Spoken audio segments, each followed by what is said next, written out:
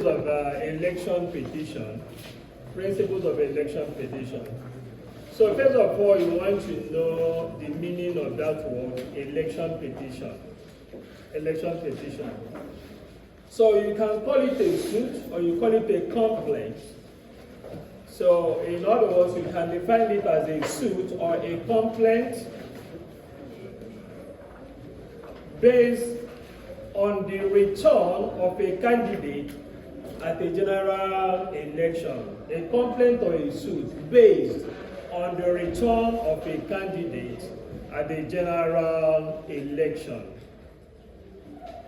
Election petitions are said to be sui generis. They are said to be sui generis. In other words, it belongs to a class of its own. Election petition belongs to a class of its own. So it's a special litigation, it's a special suit.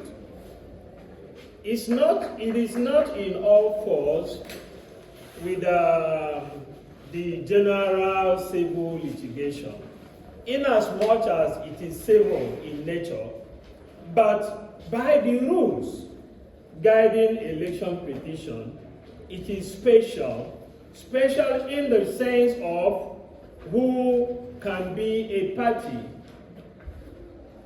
the time for filing an action, and the limitation of the grounds for the litigation. So it is not like in a civil action where you are at liberty to formulate your issues, to formulate your relief, as will be contained either in your writ of summons, originating summons, or originating motion, depending on the mode of action that you have adopted. But this one, the law has spelled out. These are the reliefs you must ask for, either of them or two of them, depending on the facts of your case. In other words, you are not obligated to go outside the purview of the reliefs stipulated by law. And then thirdly, all the reliefs contained cannot be subject of an action of an election petition. In other words, formerly we used to have four grounds for questioning election, but now we'll have 3 major grounds for questioning election. So when you look at it, you discover that it will be incongruous for you to put the entire 3, you're seeking the entire 3 reliefs. It may not fly. So in the course of this study, we are going to do more extrapolation as to why it is a sui generis litigation in that material respect. Now, an election dispute is categorized into 2. It's categorized into 2. You have a pre-election dispute and a post-election dispute. A pre-election dispute, just like the name suggests, is that dispute that has arisen before the conduct of an election. It's a dispute that has arisen before the conduct of an election. In good number of times, this dispute will be on until the election is conducted, and then even parties may go to tribunal challenging the outcome, while the pre-election matter is still pending. Some of the times, the pre-election matters, when determined within the time frame, may largely affect the outcome of the election or the outcome of the petition, the election petition. While in some other times, by the time the judgment is given, it may become a mere academic exercise. That's one of the numerous reasons why we say that the election petition is sui generis. So we are going to be looking at this one after the other. Pre-election dispute. Election is contested by registered political parties. Every registered political party has membership, as well as the rules guiding membership and the conduct of their proceedings. To this effect, therefore, before an election is held, a party prepares itself and nominates a candidate or nominates candidates to represent it in various positions being contested for in the election. So this process of nominating candidates to stand in for the election is called primary election. It's called primary election.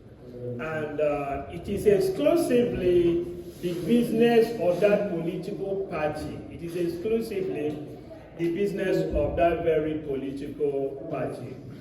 And by law, the court is not empowered to interfere. The court is not empowered to interfere in the process of nomination of a candidate of a political party. The court is not empowered to interfere in the process of nomination by a political party of its candidates. But the court can, however, interfere where the rules of the political party had been breached, and there is a complaint to that very effect. There is a complaint to that very effect. Pre-election matters can be in form of unlawful disqualification, unlawful substitution,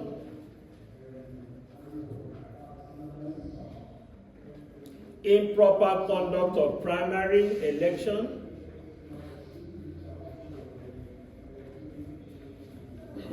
manipulation of the outcome of a primary election, and so on and so forth.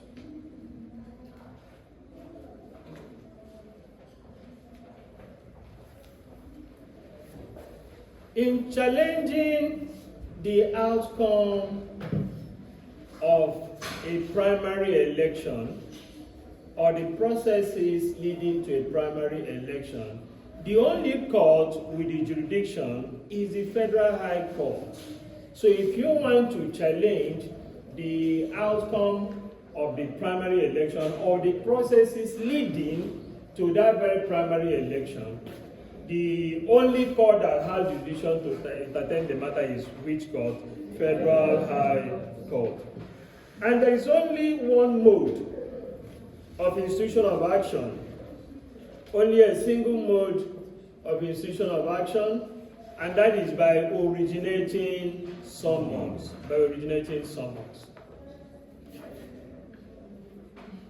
Some of the times, it is difficult to agree with that position of the law that such dispute can only be instituted by originating summons. But then that is the law. It's difficult to come to terms as to why such a context should be ventilated in court by way of originating summons. But then that's the position of the law. So I'll give you an example. Let's say, for instance, the primary election of a political party is supposed to be held at a primary school. And you have gone to the primary school on that day, you have bought your form, you have bought your nomination form, everything you're supposed to do, you have done. You're there waiting with your supporters. One, the INEC observers failed to turn up. The political party leaders or the umpires who are supposed to conduct the primary election failed to turn up. And then after waiting maybe till evening, you have gone home. only to hear over the radio that so person emerged the winner of the primary election. And then you want to head to court. Now, my question is, if the facts adduced, or the facts you are going to adduce, are those facts not contentious? Then how then can you ventilate such your grievance by originating summons? But then that's what the law has said, that I challenged it at the Federal High Court. The court overruled me. My client was not interested in appealing because I had wanted to take that matter to the Supreme Court, to see whether it is apt for you to tell us that when we have such contentious matters, we should resort to instituting the action by way of originating summons. Okay, that's by the way. We have looked at some of the disputes that may arise during pre-election period. Now, the next one is the election itself, or post-election disputes. Post-election disputes are disputes which concern the outcome of an election. They are disputes that concern the outcome of an election. Post-election disputes they are the disputes that concern the outcome of the conduct of an election. But those disputes are streamlined by statute. They are streamlined by statute. So we are going to, when we look at the grounds, you will see why I said that they are streamlined, and you cannot go outside that. Now, before going further, we need to look at the legal framework for election in Nigeria, elections in Nigeria. What are the legal frameworks? Of course, the first legal framework we talk about here is the 1999 Constitution of the Federal Republic of Nigeria as amended. So that's the first one we look at. Because when you look at the Constitution has various provisions affecting the manner or regulating the manner by which a candidate should merge or be qualified. In other words, the issue of qualification of a candidate to stand in for an election is purely issue of what? Constitution. Is a constitutional issue. So that's why when you look at some of those issues that people raise during the election dispute period, and those issues were issues emanating from the Electoral Act, the Supreme Court said no. Electoral Act has not spelled out qualification. So what if Electoral Act said don't do this and you went ahead to do it, doesn't mean you have been disqualified. So when you are looking at whether a candidate is qualified or disqualified, where do you look at? You look at the Constitution. And where also you want to find out the forum for any dispute, electoral dispute, or the entire fora for the electoral dispute, where do you look at? You also look at the Constitution, which is partly or partially augmented by what? The Act, the Electoral Act of 2022. So the Electoral Act is the second legal framework here. So in the past, there has been a kind of exodus of various electoral acts. The last one we used being that of 2010 and now 2022. Even that 2022 also is yearning for amendment. And even when it brought so much hope, that hope was dashed, through the practice and application and misapplication and misinterpretation of most of the provisions of that very law. Then another legal framework is the Federal High Court Rules, 2019 Federal High Court Rules. Federal High Court Rules. And then We also have the election tribunal, and court practice direction. Election tribunal and court practice direction made pursuant to the Electoral Act 2022. So, and well, of course, any other law that may be relevant to a given case, any other law that may be relevant to a given case. If, for instance,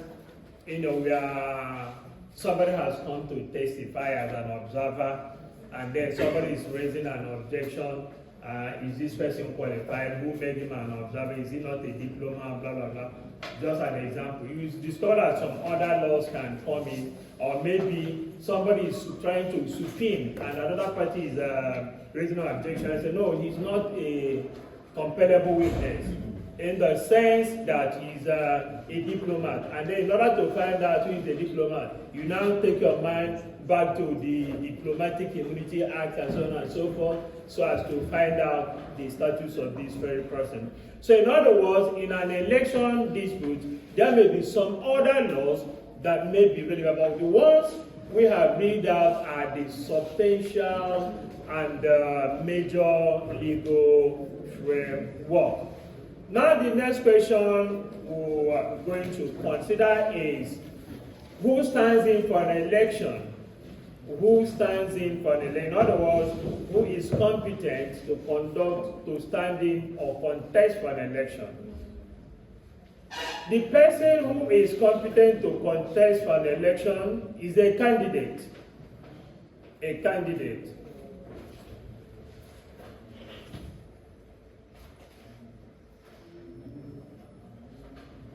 Is a candidate. And by law, a proper candidate at an election has been held to be the political party itself. It is the political party itself that is a proper candidate at an election. Why? Because we have not yet approved, or the law has not approved, independent candidature. Now, when you look at that law, you want to say that the political party is just an abstraction. I mean, you can't see a political party. Yeah, you understand? It's just like we talk about class. If this hall is empty, does it constitute a class? It is class when there are students, right? Now, a political party is an abstraction. It's just like a company. There is an artificial personality that has its eyes, hands somewhere else. And that is what those officers that act on behalf of the company. The same thing happens to a political party. A political party must do what? Field a candidate. In other words, the political party acts through the candidate. That's why most of the time the political party summon the God to substitute a candidate. Conduct the primary the way they want. If maybe they look at it, they say, if we go to field, this man is very, very popular. He will win, but we don't like him. The political party has the power and the overall control of its candidates. And that's why when it is not properly handled, you see so much intra-party disputes. Now, any matter between a member of a political party and a fellow member is called what? Intra-party dispute. Or between a member of a political party against his own political party is called what? Intra-party dispute. Why? Because in a good number of times, the way they will think, and some of those politicians, they are too selfish. They believe in grooming within the line of their interests. It's only somebody they like that they want to bring on board. And then at times you want to ask yourself, how dare a political party just bring a candidate who is so unpopular? Because they believe that politics is a game. They can always play it and bring in who they want, somebody who they can teleguide and the person will dance to their tune. And then when you talk about that practice, you discover that it is very, very far away from what democracy. So that is how that operates. And that is why no candidate can come and say, I'm bigger than my political party. Do you understand? But when you're instituting an action in the election tribunal, you can put yourself as a candidate who ran for the election, but you must specify under which umbrella. And that's why most of the times you do what? You put the name of your party. And that's why that's a papa of a man now said he wanted to be chairman of Labour Party by all means. What did he want to do? To knock off the bottom. Just go to the tribunal and say, we are Labour Party, we are withdrawing from the suit. And then knowing fully well that to be alone couldn't have done anything. He must do what? Refer to the umbrella under which he contested the election. So that's talking about political parties. And then they also too, in the rule of nomination, depending on what the rules of a political party is, but the Electoral Act, in the absence of every other thing, says that if, for instance, that this is a political party, this is a different political party, and you want to nominate a candidate is nominated by 2 members of a political party, maybe supported by other members. Do you understand? Right. So if one person nominates a candidate, that person is not what? Properly nominated. That's where the rules of the National Working Committee and so on and so on comes forth. Now we look at the fora. The fora for litigation of election dispute. So what I mean by fora is that that's the plural of forum. All right. So forum is the court where you go to in order to ventilate your electoral grievance. So the first one we have here is the National and State House of Assembly Election Tribunal. National and State House of Assembly Election Tribunal. This forum is created by virtue of Section 285, subsection 1 of the Constitution. 285, subsection 1 of the Constitution. Then, just like the name implies, it entertains dispute pertaining to those who ran for House of Rep, House of Senate, as well as what? State House of Assembly. So it's the same tribunal that is set up. They may have different panels to look at matters coming in respect of what this category of positions contested for during the election. And then the next one is the Governorship Election Tribunal. The Governorship Election Tribunal is established by virtue of Section 285, subsection 2 of the Constitution. So this one is purely for the governorship election. So if you have any grievance you contested and you feel you have any right of action within the range of the grounds, you can now file your petition within the stipulated period in this very tribunal. Then the next one is the Court of Appeal. The Court of Appeal. The Court of Appeal entertains original jurisdiction in respect of which matter now? Presidential election. So that once they decide, the appellate body is only what? The Supreme Court. So you discover that the Court of Appeal plays dual role in election matters. It's a court of first instance when it comes to presidential election, as well as Court of Appellate jurisdiction in respect of other matters coming from the lower tribunal. All right. Then we look at the grounds for petition, the grounds under which anybody can bring his grievance. We are going to talk about the major ground. I will mention the former fourth one, but in person, so that we understand why it's no longer the integral part of our law. The first one is the grievance that a person whose election is questioned. A person whose election is questioned was at the time of the election not qualified. The person whose election is being questioned was at the time of the election not qualified, or that he was disqualified at the time he contested the election. These are two things. They look like they mean the same thing, but there is a slight difference between them, right? That this person was not qualified as at the time of the election, which means ab initio, he had no business contested, right? But that he was disqualified as at the time of the election, which means he was qualified. Are you following me? He was qualified, but at the time of the election, either the party decided to swap candidates, substitute, change him, or something dramatically happened, or maybe there was a pre-election matter which was decided before this very time, and he was disqualified. So this can anchor a ground in an election petition, and this one is the one that brings so much headache.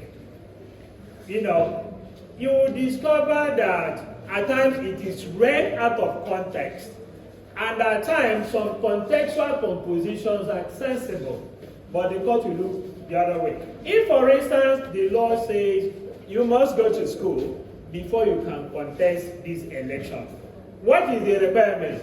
Primary school and what? Secondary school only. Right, and you want to show that you went to University of Toronto, and you have primary school though, correct, genuine. You have secondary school, genuine, and then you want to bring Toronto certificate, which is false. So it now becomes one bad apple that has done what? Spoil the entire bunch. So the fact that these other ones are good, there is no rule of severance, right? Now again, when you juxtapose this against the fact that somebody said, I am submitting my degree, I got it from SOCAP. Now after going to SOCAP, what next? Did you serve? Do you understand? And it becomes an issue. But because the Constitution has not mentioned NYS, so you talk about it from, so he didn't serve, or that is, no way. But it's a different thing when somebody says in his affidavit, declaration of fact, you said, I served. Look at my NYC certificate. And then in the end, it is found to be forgery. Why won't the court act on it? So look at, now cast your mind back to some of those decisions already made. So you discover that our courts just like try to balance, let's give this party this state, give this party this state. Not based on law, but based on what they feel like. Right. And that's why there's a novel I'm writing. Everything is not law now. So the title of that novel, by the time I finish, I intend publishing it abroad. The title is Father, They Have Destroyed the House. So what I'm talking about there is the mess in judiciary.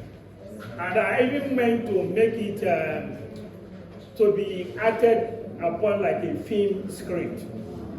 So the second ground here is that the election was invalid by reason of corrupt practices, which we all know.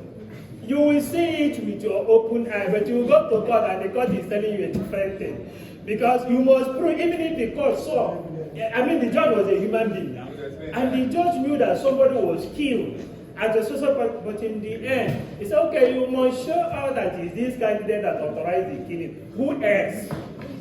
Who else did? So the point I'm trying to make here is that the law here is highly hypocritical. It sets a standard which it doesn't have the faith or the confidence to ensure that the standard is what put into practice. Simple and short. We just saw the election on the other day in Britain, how everything went through. And you know what killed the man? Just one silly mistake. This is a grandson of an immigrant who by providence became a prime minister, and then all of a sudden, so these African immigrants, we will deport you and take you to Rwanda. Then who are you? So that was just what pushed him out. Right. So you discover that this second ground is rampant, but to prove it is an issue, because when you talk about electoral malpractices, you will discover that most part of electoral malpractices are criminal in nature. Somebody comes here, shoots, and carry the ballot box. Is that not a crime? It's a crime. But the standard is what? Prove beyond reasonable. Because you didn't catch them in video. Our polling units do not have CCTV. So I'm just the one talking. Even when I bring a video, like I did, in the last election. We played it and played it, and the court will now begin to think whether this video was manipulated, blah, blah. Who has the time to go manipulating a video when you're doing something serious? Now, like I said, this second ground also has a younger brother there, which is non-compliance with the provisions of the Act. Either that the election is marred and rendered invalid by reason of corrupt practices, or non-compliance with some provisions of the Act. That's also where you have a problem. Most of the time, you prove your case that this person did not comply, and the court will feel it is non-substantial. So what amounts to substantial compliance is in the mind of the court. So except we amend these laws, make them sound reasonable, and give life to them, we will remain where we are. So that's why it's possible to have a political party circling all over the years and nothing is happening. Then the third one, that the respondent was not duly elected by a majority of lawful votes cast at the election. The respondent, that's the person who won, who was declared to be the winner, did not secure the majority of the lawful votes cast. Why the word lawful? Because some votes cast are invalid. That means they are unlawful. If I'm supposed to print at a particular space, and I did it in such a way that it has covered like 2 spaces, covering 2 candidates, that means my vote is what? Is unlawful, is invalid. So if they count it for my opponent, and at the election petition tribunal, they bring the ballot papers, and I'm able to see this, we present it to the court to do what? Nullify that vote. You understand? By the time you subtract the whole invalid vote cast, we'll now be able to know who won the majority of lawful vote cast, right? And then again, too, under the former law, there was this ground whereby a petitioner can claim that he was lawfully nominated but unlawfully excluded. That he was lawfully nominated and unlawfully excluded, which means that he never participated in the election. So a candidate who is claiming to be unlawfully excluded cannot claim that the other party is not the one that won the majority of the vote cast. Are you following? Since you didn't participate, even if you got 2 votes, you got the majority of votes. So that's why we say that some of these grounds may not be taking 3 of them at once. You run the risk of making them incongruous, And for instance, if you are saying, I won the lawful vote cast, and then on the other, not this man, and you're also saying the election was marked by irregularities and non-compliance, then how did you win? How did you win? All right, so we just run down because of time. Look at the contents of election petition, major content, not the whole thing, because there are so much to talk about. But in the context, the heading is very, very important. It's fundamental. That's one of the rudiments of this matter, litigation that is sui generis. Because if you make mistake in the heading, the judge or the tribunal will just relax and strike out your petition. Because once your time is up, you can't even amend. You can't even amend. Right. And most of the time, before you hear about the result, and then you're struggling to go to get the CTC of the results, and time is already up for you. That was what happened to P2B. So what they now did was to try to hang on to the issue of disqualification to see if it will work out.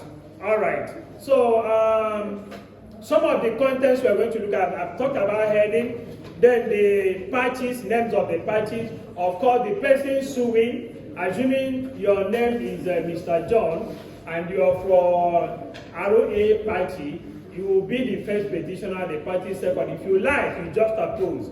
party first petitioner, you second petitioner, and then you now sue INEC.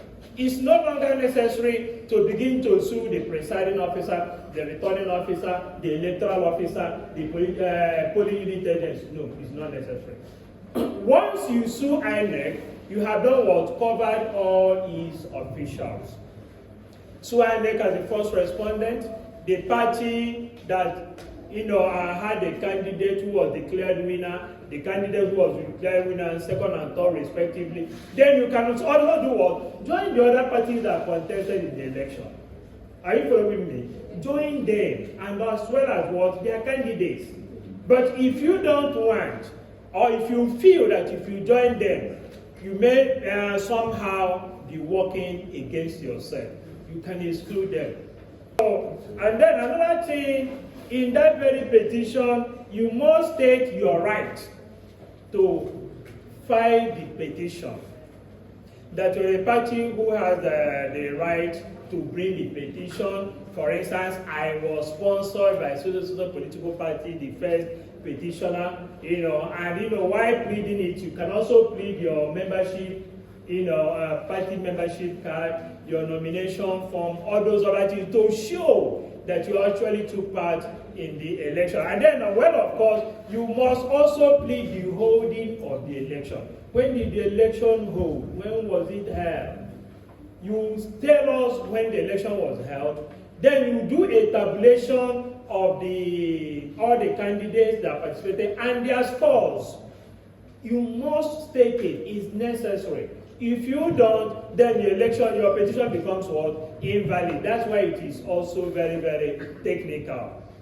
You state the score of every candidate and the candidate who was returned, whether you like him being returned or not. You must also say it was this person that was declared the winner, although I did not agree with the result. All right, and then you state the ground upon which you're bringing this very petition. If it's a ground of disqualification, then you're looking at the constitution. Either the person is not a Nigerian or he holds dual citizenship. There's nothing wrong in holding dual citizenship, but allegiance. If you hold dual citizenship and you have clearly shown allegiance to a country that is older than Nigeria, then you are disqualified. All right, and then have you served before for 2 tenures as a president or as a governor? Then you're no longer qualified to contest again. Are you a lunatic or sound mind? You are disqualified. You don't have WAEC, you don't have a primary school living certificate, depending on which one is required, then you are what? Disqualified. And then there was just a particular day this thing came into my mind. Because for several years, I didn't even have my first school living certificate. So just one day like that, I said, no, I will go to Lagos. I just spent like 3 days. Went to where I schooled in the primary school, and below I behold, it was there waiting for me. I said, at least it's my certificate. Let me just put it down there. And then again, there is another issue. Like when you look at Section 137 of the Electoral Act, it has tried to make the proof of non-compliance easy. What this place says is that non-compliance may not necessarily be proved by facts. Viva will say, if you can show documents that reflect prima facie non-compliance, then your case is easier. For instance, if you bring results that contradict what they are saying, then your case becomes what? Easier, and it can fly. And then again, how do you tender results? How do you tender results? The rule, this is where Evidence Act also comes in. The rule which says that a non-maker of a document cannot tender the document also applies, which says so. If, for instance, you are not the agent, you know why the agent, party agent, is regarded as a maker of a result, is that the result will be filled by a NEC official, right? And he will sign for his party. The act of signing makes him what? An author, a maker of the document. So if what you did, like Darlington did, they brought every result, blah, blah, blah, from the bar, either from the bar or through him both. That's the rule against dumping. You don't dump. each document must be tendered by the person who got it. And that's why it's very, very difficult to prove presidential election results. Do you know how many thousands of polling units we have in Nigeria? And how many, and the tribunal has given you a number of days. So there is no way you can call everybody. So it's very difficult once the election is rigged. It is very difficult to show that you are the one who won. How many witnesses will you even call to prove that? So that's one other reason, that's one other way why our electoral law must be amended to reflect what? Electronic voting. So if, for instance, it's Unit A in Taraba, Unit B in Akwa Ibom, let's see it on the screen. Let everything just play out. Or I open my phone and you will see it. So once you do it, I don't need to call nobody as my witness. Right. Except we get to that level, then we see where we and then finally, we have electoral offenses.